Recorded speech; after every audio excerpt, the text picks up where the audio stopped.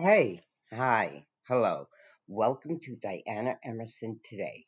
We are listening to The Strange Case of Apartment 4C. This is part two.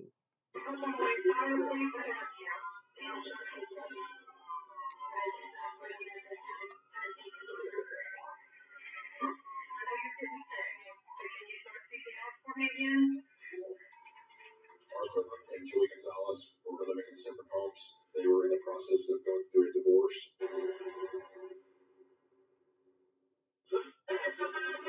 Art Gonzalez said he had come home. He found his wife inside their marital home, which she was not living in at the time. I knew her for so many years, and I never knew her to be confrontational. They said she attacked him with a knife. She never, ever, ever would have gone at anybody in anger like that. It's not her. He thought Julie Gonzalez was a threat enough to him that he shot her 4 times.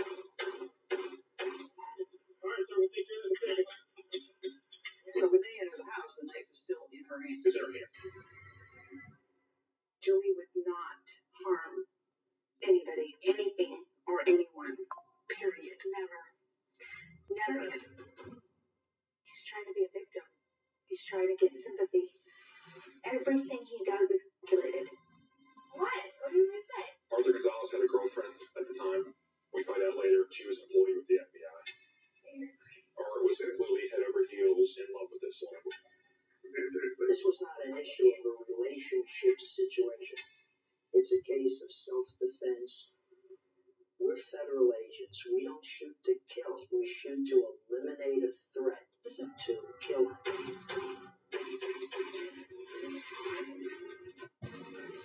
I'm Susan Spencer. Tonight on 48 Hours, eliminating the threat.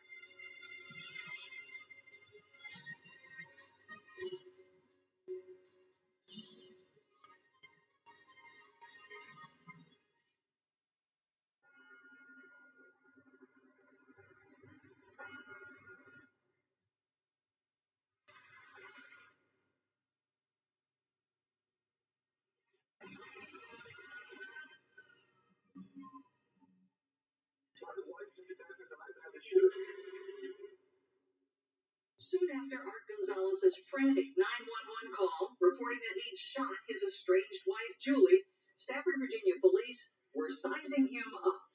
By the time I got there, I had already heard that he was an FBI agent. I knew going into this that he would be well aware of what his rights would be. All right, Mr. Gonzalez, you are. To Detective Todd Gonzalez's relief, Art was willing to talk, and without a lawyer. Why don't you tell me what happened today? He said he'd taken the day off, had lunch with a friend, and gone home. To his shock, Julie was there. Looks like I underestimated somebody that she was at. Julie said she'd come to pick up some clothes. She'd moved out 6 months earlier after Art filed for divorce. And she'd willingly give him custody of the kids for now. But the couple was still in contentious negotiations, and things were moving very slowly. And I said, we need to talk about what's going on with the divorce since you're here. That's essentially it's over. We need to complete this process. He basically says, I don't love you anymore as they're standing in the kitchen. And then she launches a knife attack. That is a mean-looking knife. It's intimidating. She attacked me. That's what she came at me. I put up my arm. Came back at me again. He said he just reacted. I just reacted to what happened. Fire. That was really the extent of what happened. And is there anything that makes you say, wait a minute? Oh, no. It's a perfectly plausible explanation. Right. A strange wife in the home, knife in the wife's hands. Yeah, face value. It could possibly be that. He seemed upset when I told him that Julie Gonzalez was dead. So bad. She's dead. He sobbed. With 4 bullets pumped into her chest from Art's FBI-issued gun, Julie never had a chance.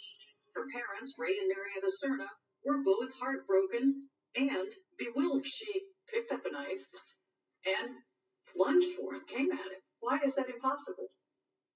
Because that wasn't her character. That's not who she was. Julie was a gentle lady that wouldn't even hurt a fly.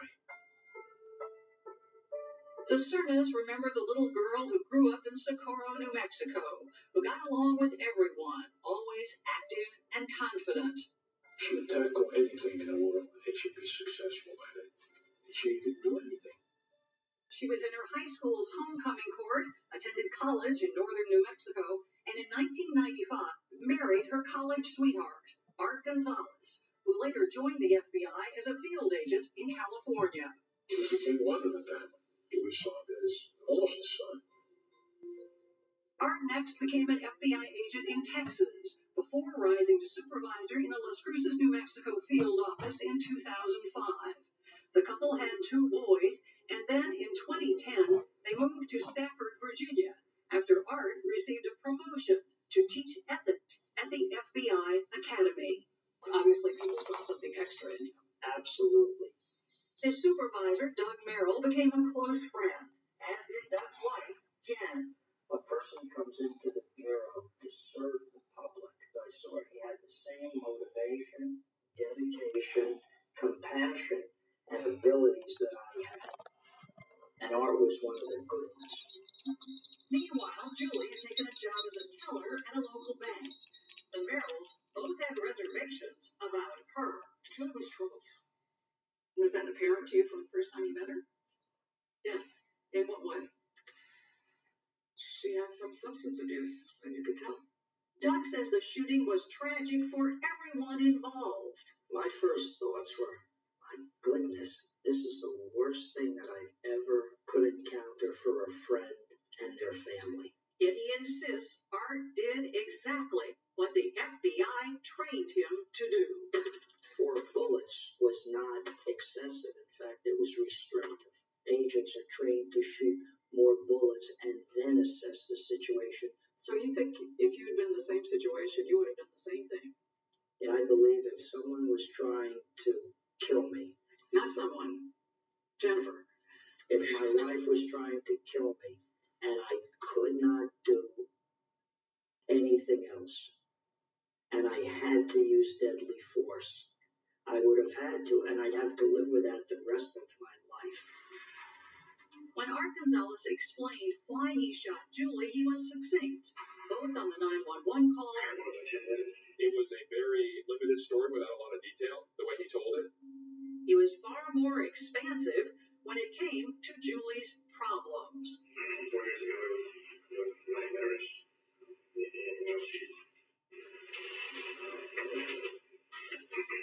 She started drinking.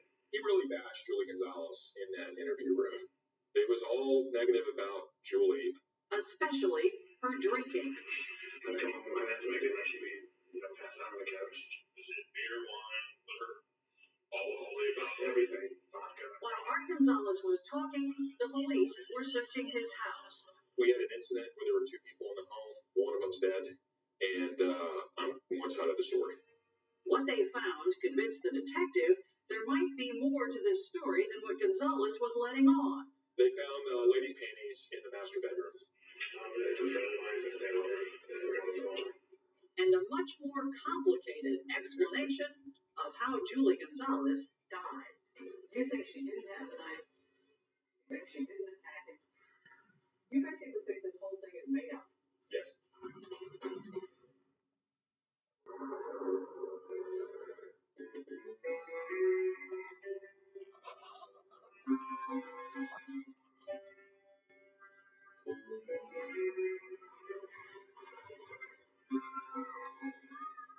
Before FBI agent Art Gonzalez took his prestigious teaching job in Virginia, he and Julie lived a quiet life in Las Cruces, New Mexico. The couple's 2 young sons kept Julie busy at home, except for a few months each fall, when she'd help out at a local Halloween store. She was beautiful and charismatic. I mean, people just loved her.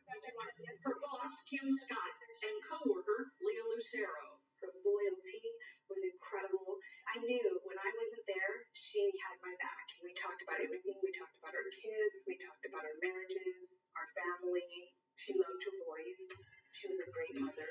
But they were leery of Julie's husband.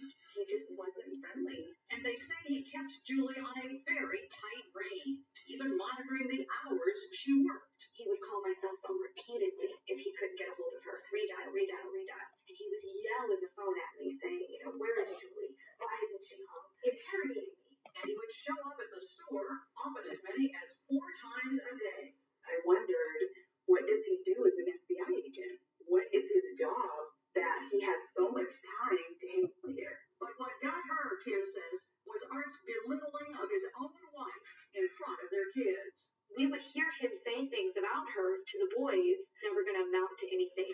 Art Gonzalez refused our repeated requests for an on-camera interview so he could tell his own story. Instead, he referred us to others to talk about his character. And indeed, they all agreed he was a devoted father, saddled with a wife who was drinking so much she wasn't even taking care of her children. Her behavior was becoming a little bit more bizarre and strange, and they were concerned because that was their mother. I just saw her every time drinking too much. I never ever saw her drunk. I never saw her have more than 1 or 2 drinks at a time. I think anybody in her position would drink a lot more than she did. She was not an alcoholic. But Art insists Julie had a drinking problem, a point made repeatedly during the police interview just hours after the shooting. She's actually vocal. She's drinking. She's impossible. And he had photos to prove it. Scores of pictures taken on his cell phone to document just how bad her drinking had become. But by that point, as evidenced in this video, the marriage was over. I'm asking you to please get out. I'm asking you not to leave me. Joy, I'm asking you to stay. Art says Julie was so unstable that she almost attacked him with a knife once before. She kept me with a knife. I mean, like she was about to come at me with a knife, and she threw it across the floor, or across the road. I got pictures of tomatoes. Police searching his house were less interested in tomatoes than in what they found in Art's bedroom, women's underwear, and some mail. The name on the mail was Caracast. Now about morality, please. Like, are you guys hooking up? Like, you guys were good friends. Very good friends. Art captured this shot on his cell phone just a few days before he shot Julie dead. You guys having sex and stuff like that? Okay. Caracast turns out to be employed with the FBI. What did you find out about this relationship? It was probably the worst kept secret at the FBI Academy. Ironically, Art was teaching that ethics class when their on-again, off-again affair had started, around the time Art filed for divorce. Nozell points to a rambling 9-page love letter found in Gonzalez's office. There's poems, there's quotes. I probably wasn't off the Academy grounds before it had been referred to as the Manifesto. Art had even picked a name for their future daughter. It has things in there such as him talking about dreams when they're together, what baby names they'll have if they have kids. There's a drawing of a love molecule. Almost 36 hours before the shooting, while snooping through her phone, Art found pictures of Kara with another man. 3 o'clock in the morning. He had found pictures of Kara, Arthur Gonzalez, being a guy who likes to be in control, has now found out that his 24-year-old girlfriend is seeing another agent. That part of his life is spiraling out of control. What is the FBI policy on having an affair with a coworker? The policy is very simple. Keep it out of the office. But his friend Doug Merrill insists the shooting of Julie Gonzalez had nothing to do with Art's obsession with Kara Cast, and everything to do with the knife Art says Julie had. So when Art says there was nothing I could do, I couldn't even say stop, she was trying to kill me. That's pretty self-evident. Not to Teresa Smith, a neighbor who was with Julie about an hour before she died. I invited her over to the house, and she picked out some Chinese food for us. Came over. Teresa says she served not a drop of alcohol at lunch, and in fact, the autopsy found no trace of alcohol in Julie's system. Teresa also remembers her friend as upbeat that day, saying the marriage was over and she was ready to move on. Julie had decided to spare the kids and not even fight for custody. She said, well, I'm just going to say this, and then that's the end of it. And she said, I've decided that I'm not going to go after the boys. I'll just wait until they're ready to come see me. She was sad, but kind of looking forward to the future. Not a picture of a distraught woman about to attack her ex-husband. Teresa just didn't believe Art's story for a minute. None of it makes sense. It sounds like something out of a textbook. He says it is out of a textbook. He says this is textbook training that he just kicked in. That's not the textbook I'm talking about. What are you talking about? I'm talking about the textbook that says, you know, this is how you investigate a murder. This is how you set up the scene. The authorities agreed. Just 3 weeks after police marched him from the house where he shot his wife to death, Special Agent Arthur Gonzalez was arrested and charged with murder. The only evidence that Julie Gonzalez came at Art Gonzalez with a knife comes from Art Gonzalez. And now, Stafford County's Commonwealth Attorney Eric Olson is determined to prove murder in the court of law. This case, says Olson, was never about self-defense. Two worlds came together that day, and the result of those two worlds coming together was the death of Julie Gonzalez.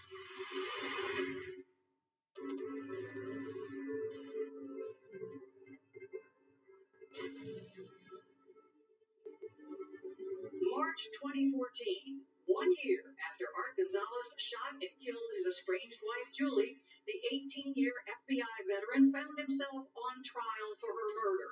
No cameras allowed in the courtroom. He used a firearm to defend against a knife, and he shot 4 times. Be a tough sell. Many people's first reaction to it is, oh my God, you shot her 4 times. That's excessive. What did you have in your arsenal to counteract this? Physical evidence. Evidence like the pattern of the shots Art fired into Julie's chest. The tight grouping of the shots is consistent with his training, which is basically to fire until the threat is ended. She came at him suddenly, and he put up his hand to push her away. Suffered a superficial wound on his left forearm. She came back at him, and he shot her. But prosecutor Kristen Bird was sure none of that ever happened. She says Gonzalez staged the whole scene, from putting the knife in Julie's hand down to pretending to be sick when he called 911. The scene really didn't add up. There was no vomit anywhere, and I would have sworn after listening to that call that he had been throwing all over the kitchen. Do you want me to count with you? I can, or do you want to count out loud if it helps you? Bird says he was only dry heaving. Try to keep doing CPR for me, okay? I know you're trying. As did his claim of doing CPR.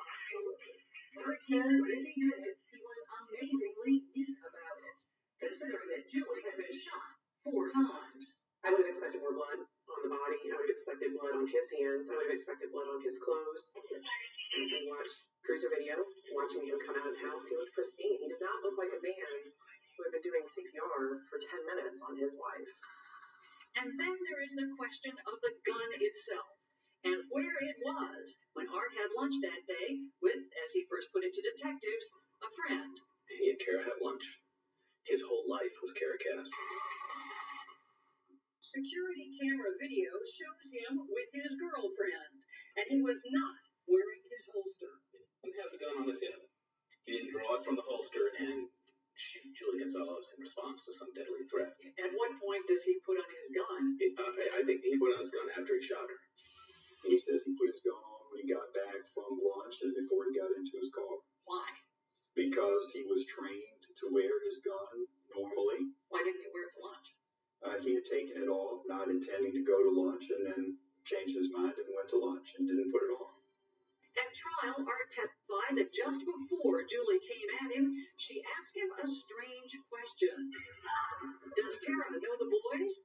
So Art says yes. And that's the catalyst. I can't crawl inside her mind and say that I know that's what provoked her to lose control and attack him. But the sequence of events is that they had that very brief conversation, and then she attacked him with a knife. After 8 days of testimony, the jury struggled through almost 26 hours of deliberation. It was one of the longest jury deliberations that I've been a part of. You just agonize over it. I've never seen a jury work harder, but at the end of the day, we had a hung jury. A hung jury. A very lopsided hung jury. 10 votes to acquit, and only 2 to convict. I think that witnesses who testified about use of force were pretty compelling. But the state would not let go. 10 months later, the Commonwealth of Virginia tried Art Gonzalez a second time with a new jury, but the same judge. Both sides presented many of the same arguments. Gonzalez testified again about Julie's drinking and her irresponsible behavior. Julie, please get down. Yes. And said again, when she came at him with that knife, he had no choice. We're not saying that she's an evil person, but we're saying that she's human. She lost control of herself for whatever reason. We are saying that. At the second trial, juror Mary McDonald questions whether Art was really wounded defending himself. The scratches on his arms definitely weren't very deep. As for Art's torrid affair with Kara Cast, it's obnoxious to date somebody super hot because women throw themselves all over him. It's obnoxious. Kara did not testify at Art's trial. I sat there and to myself that, wow, why would you do that? Why would you be so open, especially when you're going through a divorce? I felt that he wasn't thinking clearly with his brain. It was definitely the wrong thing to do at the wrong time. Mary was inclined to believe Julie had drinking problems, but she knew there was no alcohol in Julie's system the day she died. She was trying to get her life back. She was actually trying to do what was right for herself and get better. Her fellow juror, Paul Brastrom, wondered who better to cover up a crime than an FBI agent. If there was anybody that could try and pull something like this off, he's the guy that would have all the answers. This is what he does for a living. So if anybody would know how to stage a Absolutely. crime scene, you thought an Yeah. well-trained FBI agent. Right, that was in our thought process. But unlike the first jury, this one heard some startling new evidence from an expert who testified that one of the bullets that hit Julie was stopped by a hard, flat surface, meaning she was on the floor when it was fired.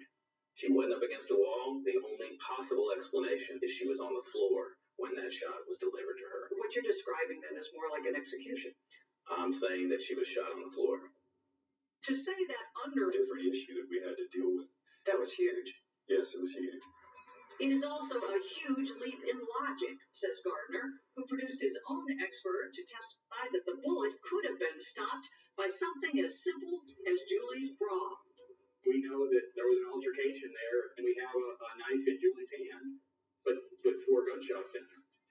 The challenge for the second jury is the same as the first. Determine both the how of Julie Gonzalez's death and the why. We're starting to see this darker side of this otherwise stunning special agent.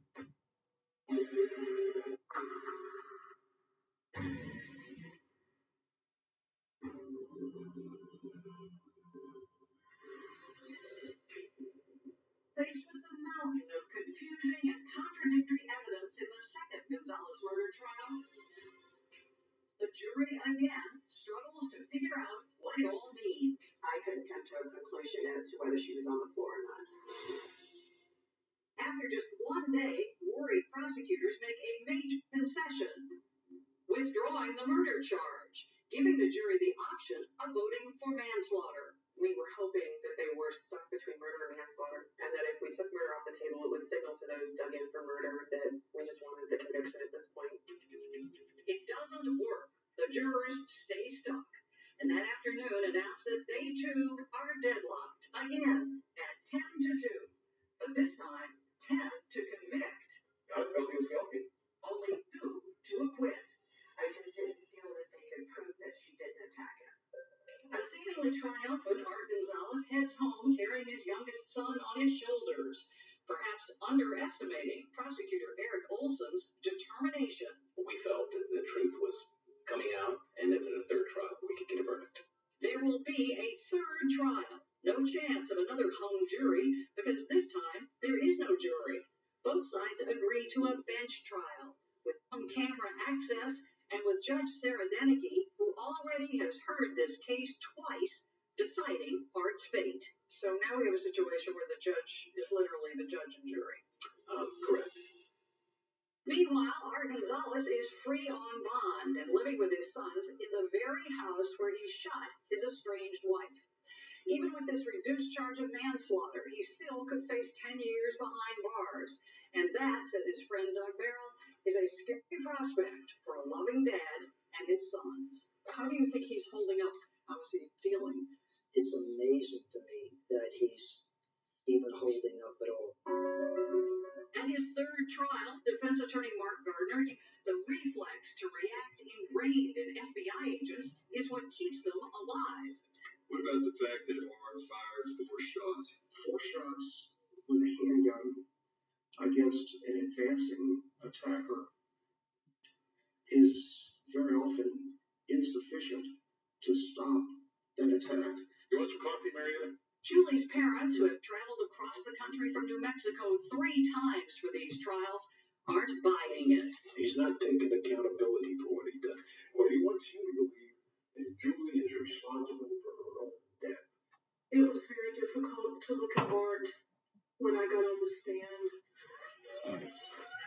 FBI agent Jake Johnson, who worked with Art in New Mexico, says Art confided something to her before he moved to Virginia. If I divorce her in New Mexico, she gets 50% of everything I have. Because that's not going to happen. I'm going to lure her to Virginia, and the laws are much more favorable to the man in Virginia. Art's attorney Mark Gardner says the physical evidence of what happened that day is the only evidence that counts. Evidence like the gunshot residue. There was gunshot residue both on Art's hands and on Julie's hands. There was gunshot residue on the knife. All of that's consistent with his claim that she attacked him, was in close proximity to him when the weapon was fired.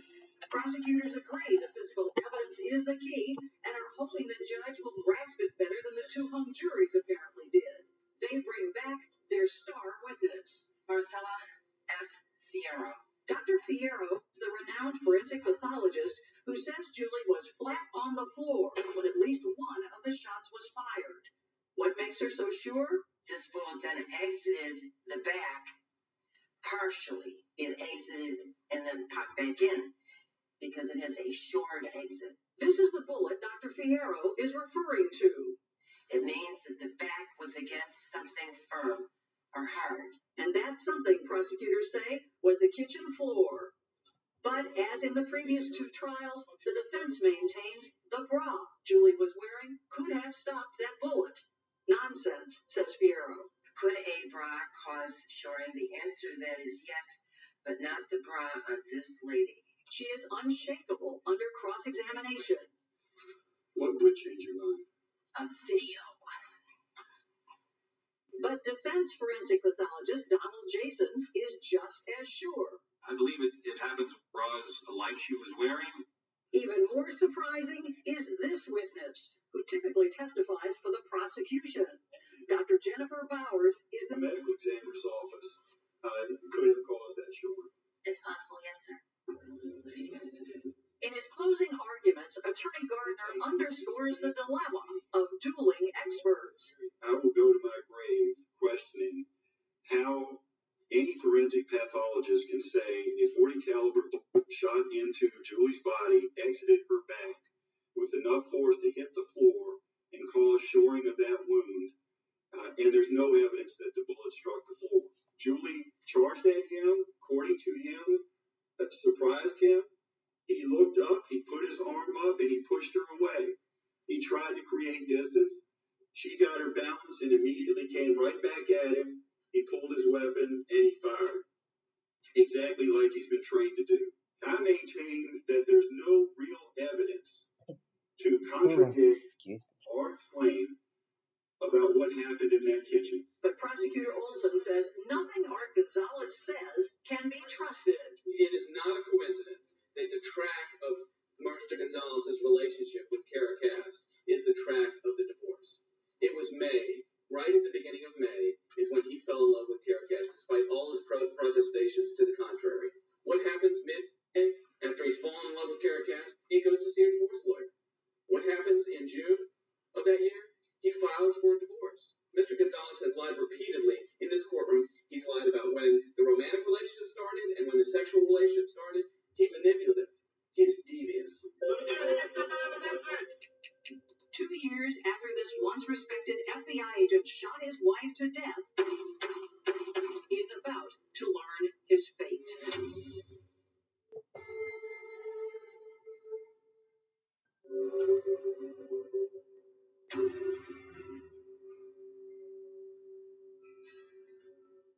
The only thing that I'm 100% sure of is that Julie Gonzalez should not be dead. The prosecution had flown in Julie's New Mexico friends to testify, and after 2 hung juries and 3 trials, they're confident that this time justice will be served. Ben and I just grasped each other and we thought, oh my God, it's finally done. There is no rational or reasonable explanation for what happened in that house on August 19th. But Judge Sarah Deneke seems in no hurry to deliver her decision.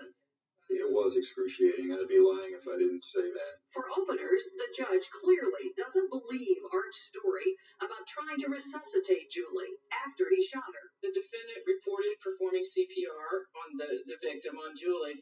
And I find that very doubtful given the evidence that I've heard here. But then she pivots. We have to address the issue of Caracas. The court finds that the evidence of the relationship with this girlfriend is irrelevant to this finding. There was not one single piece of evidence that is relevant to motive or motivation. His girlfriend, what he considered the love of his life, he found out that she was going with someone else. That wouldn't have played a part in his mind when he killed Juliandra. That to her it didn't matter. Now, the evidence is that bullet was somehow caught in the clothing. Frankly, I find that weird. It's not significant in terms of making a determination as to whether or not this crime occurred or this killing occurred in self-defense. This is not relevant. That's not relevant. She went through a whole list of what she found was irrelevant. All the things that happened to him made him unstable, distraught. She said that didn't matter. Nor do the dueling expert witnesses sway the judge. They do not vary on the facts. They all agree that there were 4 shots. What apparently does matter to the judge is the gunshot residue on Julie Gonzalez's hands, which leads her to conclude that Julie indeed may have attacked Art Gonzalez. The gunpowder residue is consistent with the defendant's version of the victim holding a knife as he fired the weapon. There's no other explanation as to how she could have gunpowder residue on her hands. Accepting that Art's story could be true, she announces her verdict, sounding almost reluctant. I have no choice but to find the defendant not guilty of the crime of manslaughter. When she says those final words are not guilty, my heart sinks. You're just totally devastated. It was disbelief, shock. It was a miscarriage of justice. And it is more than Prosecutor Kristen Bird can take. You were sobbing. I heard the family gasp behind me at the end of the reading of the verdict. And it was hard to know that for a split second there at the end, they thought he was going to be found guilty. Despite the outcome, Prosecutor Olson defends trying Gonzalez 3 times. We believe strongly that he was culpable and guilty of the death of Julie Gonzalez, and we wouldn't have prosecuted the case if we had any doubt. A free man at last, Gonzalez quickly exits the courthouse, his family shielding him from view. His sister Arlene stood by. I'm sorry. You seem overwhelmed. I'm very overwhelmed right now. Thank you, God. Art showed up uninvited when we talked with his lawyer. He didn't want to join the interview, but he kept his ear to the door for the entire time. In the end, Art Gonzalez would only talk about his reaction to the verdict. Sorry, of course, I discussed your law with about it, and I was kind of curious with the door and stuff. What if the prosecutors alleged I did right after the verdict was read? Nothing. Nothing. No, I asked, I said I couldn't see. I said I was sitting behind you and I couldn't see. And I asked what your reaction was. I looked up and I thank God. Without God, the people He's put in my life, I could have made it. You can come say that to me. I don't know. Sometimes. Well, how about now? No, because I got to go take myself. Gonzalez never did sit down with us. Now a single parent, he says he's stretched thin. Plus, the FBI fired him for what it said was a lack of candor during the murder investigation. His life has been in limbo since this happened. He's been without work. He's been unemployable. He's essentially lost all his assets. His house is up for sale. But you'll find little sympathy for Art Gonzalez in Julie's hometown of Socorro, New Mexico. Not my first nightmare. Did I ever Everything that we think that we would be going through something like this? Our parents can only take comfort in their faith and their memories. What will you miss most about her? Her gentleness, Her willingness. her willingness. Once very close to their grandsons, Julie's parents say they hardly get to see them now. We lived for our grandchildren. That was their teddy bear. What more can I say? We love them. And we'll always love them. Through 3 trials, they believed in their hearts that the FBI agent who killed their daughter would go to prison for it. Now, they believe something else entirely. Art Gonzalez is guilty of murder. And he got away with it. I'll believe that to the day I die.